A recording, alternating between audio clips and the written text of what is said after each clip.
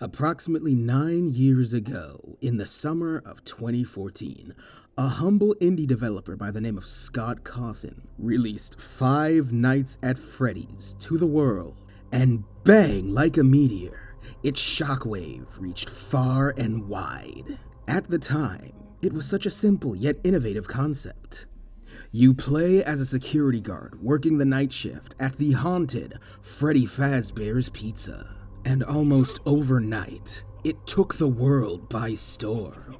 With a gripping mystery, deep lore, and jump scares aplenty, this humble haunt made its mark in pop culture and gaming history.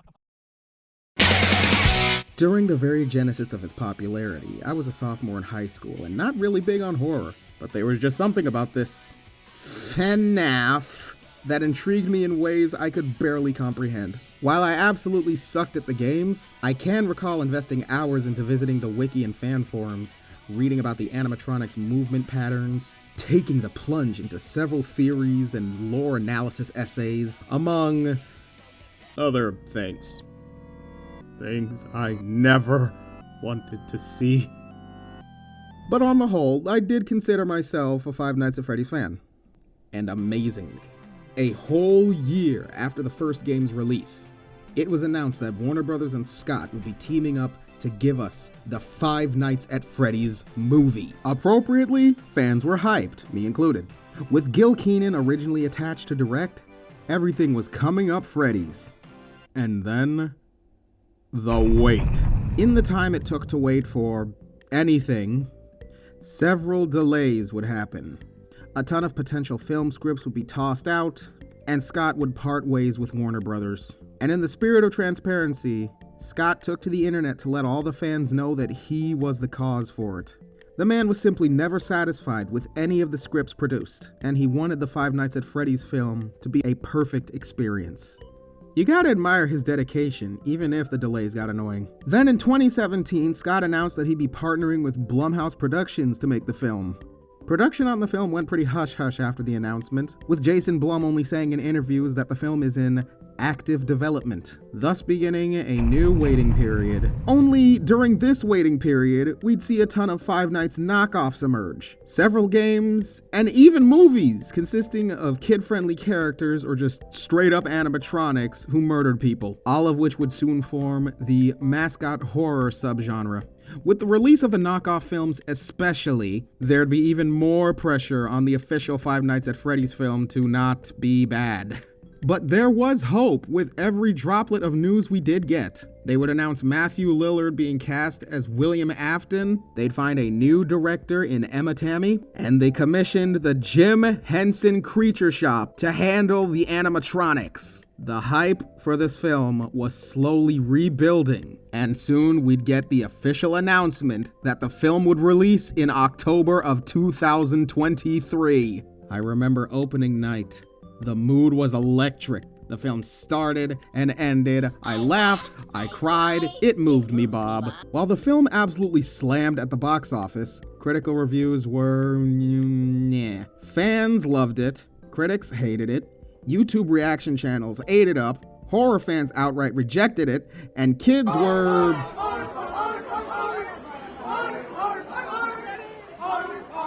kids.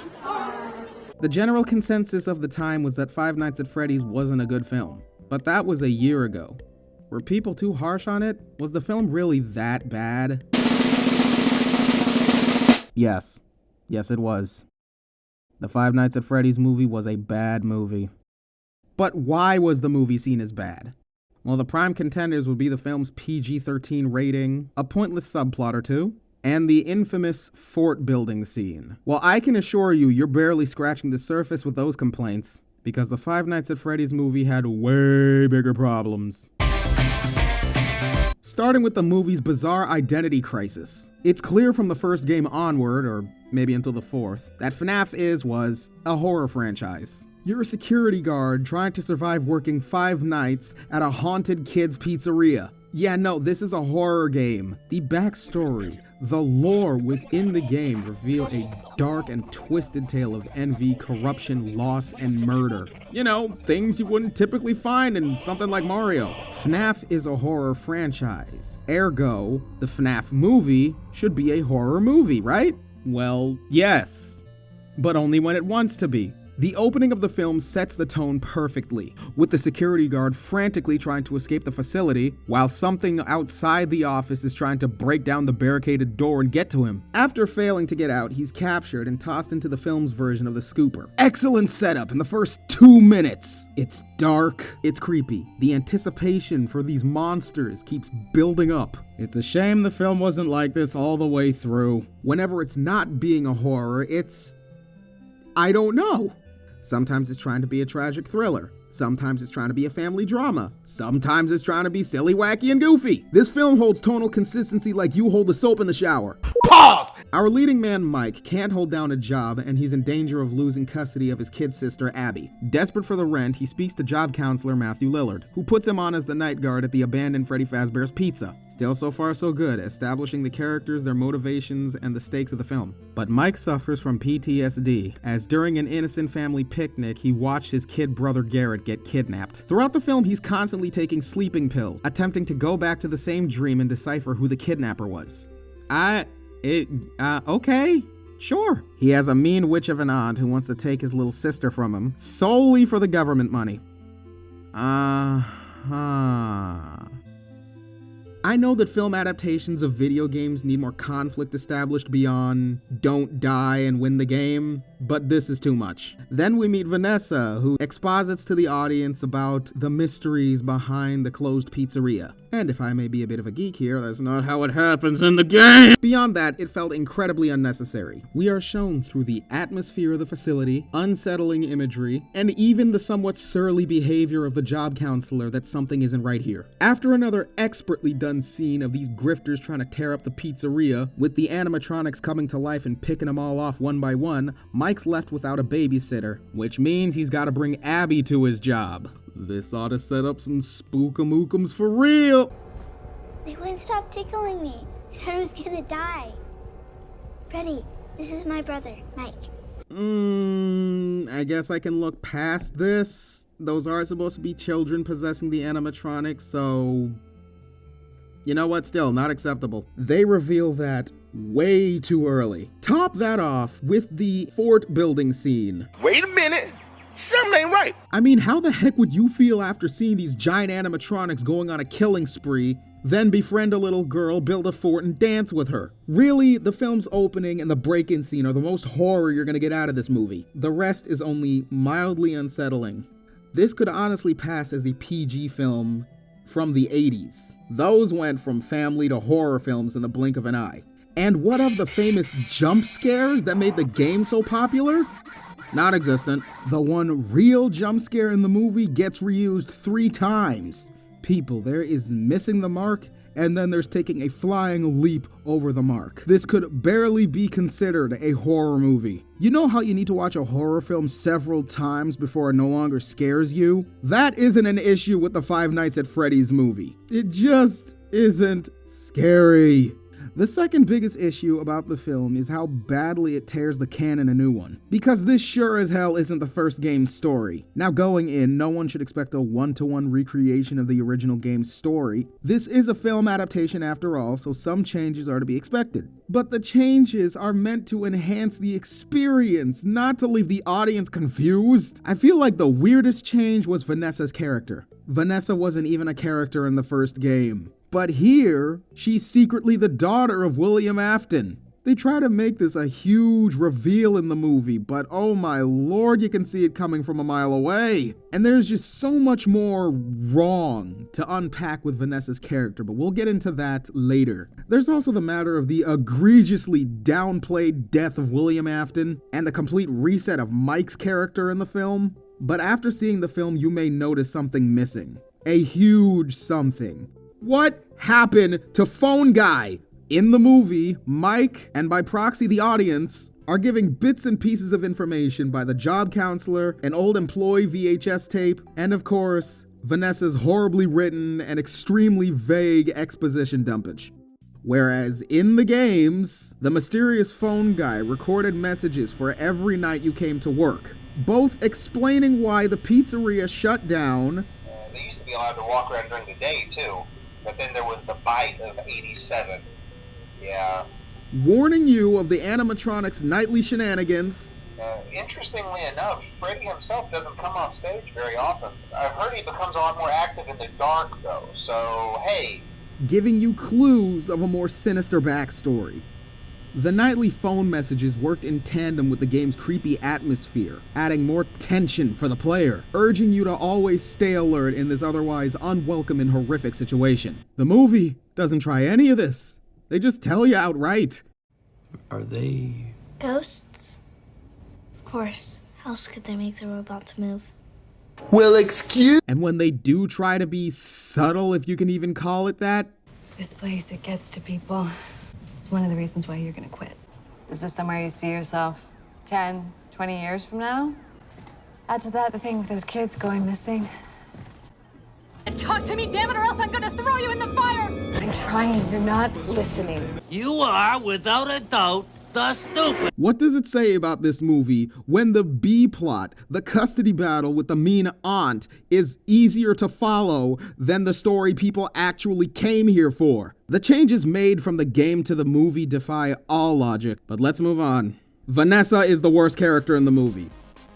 Yes, worse than the aunt. She kinda bad. Please note this is in no way an attack on the actress, just the way the character was written. She's introduced as the night cop, just making her rounds, who may know a thing or two about Freddy's. You get the impression that she'll be the stand-in of sorts for the missing phone guy, feeding Mike and the audience hints about the job as the movie goes on. But oh my lord, this chick is insufferable! Not only is she extremely vague in her expositing, but her mood will switch on a dime. She'll go from helpful to strangely arrogant to playful to... If you ever bring Abby back here again, I will shoot you.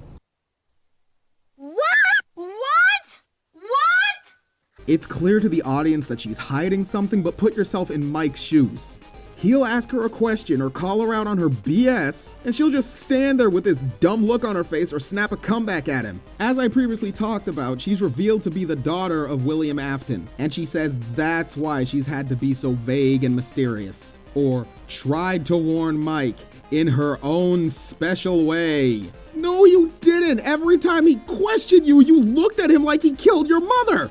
And it feels like after the big revelation, the movie wants us to sympathize with her, but I don't feel any sympathy, I'm just confused. In the climax, when she finally faces off with her dad, he said that she was supposed to kill him if he figured out too much. It's all just a confusing mess. We don't really know much about her. We don't know her motivations right up until the end of the film. We understand now why she had to be so vague, but why does she care about Mike? Or was it because you found out he had a kid sister? I just don't know. I don't know. Her place in the game canon is a lot to explain, but long story short, she was a game developer that went rogue and became a William Afton cultist. You know, without context, that probably sounds very weird. In fact, the game story is pretty weird. Perhaps all the odd changes made in the movie were an homage to how odd the game story is. Perhaps this is the smartest movie ever made. But hey, that's just a theory. A game! Had you asked me a year ago how I felt about the film, I would have told you it was a great experience. But the more I'd gush about the film with my friends, the more I was able to look back and notice several flaws throughout. But this video's pretty much been all about the flaws. Why don't I tell you some things I loved about it? Like, obviously, the animatronics themselves. Everyone and their mom has gushed about it already, but yes, they look like they were pulled straight out of the game. The creature shop absolutely cooked. For seemingly aged animatronic puppets, they were extremely expressive and kinda cute. The recreation of the pizzeria was also amazingly done. In the original game, you saw very little of the pizzeria and only from certain angles. Enhancements obviously had to be made for the movie. And on all accounts, it's just, oh. And every new addition like the arcade and the back hallway fit perfectly. And don't even get me started on the Newton Brothers' excellent score.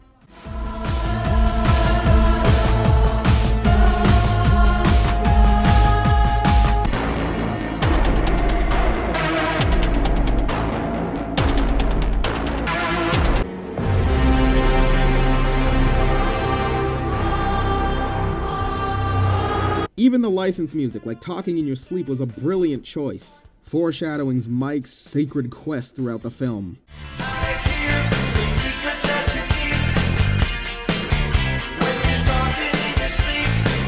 Matthew Lillard absolutely crushed it as the insane William Afton.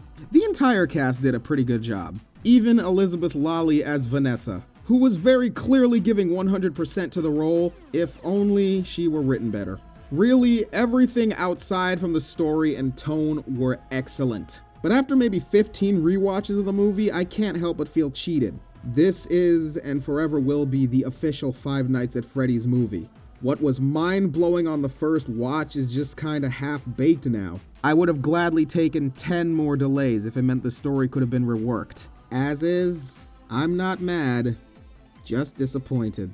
They really should have just bit the bullet and made this an R-rated film. And before anyone gets in the comments talking about it had to appeal to the younger fans, BS. As of now, Deadpool and Wolverine is the highest grossing R-rated film of all time. Not all that money came from adults, and I'm not encouraging children to go and watch R-rated movies, but like, they're gonna. I suppose this does beg the question, who was this movie made for? Most signs would point to this being an experience for the fans of the games, and horror movie enthusiasts alike. But this movie tries to appeal to so many that it ends up being a mess. As a horror movie, this is pathetic. For the Five Nights at Freddy's fans, casual or die-hard, it's completely underwhelming and pandering. It feels less like a movie and more of a hodgepodge of all the fan-favorite moments from the franchise. But even then, several of those moments were horribly downplayed. The reveal of William Afton's true identity should have been left for the after credits. There's so much more that could have been done with this movie. But what's done is done. This is the Five Nights at Freddy's movie. Was it good? No. Do I hate it? No. In the end, it qualifies as a guilty pleasure. And hey, it made back its money and then some, so you know there's gonna be a sequel. But what can they do?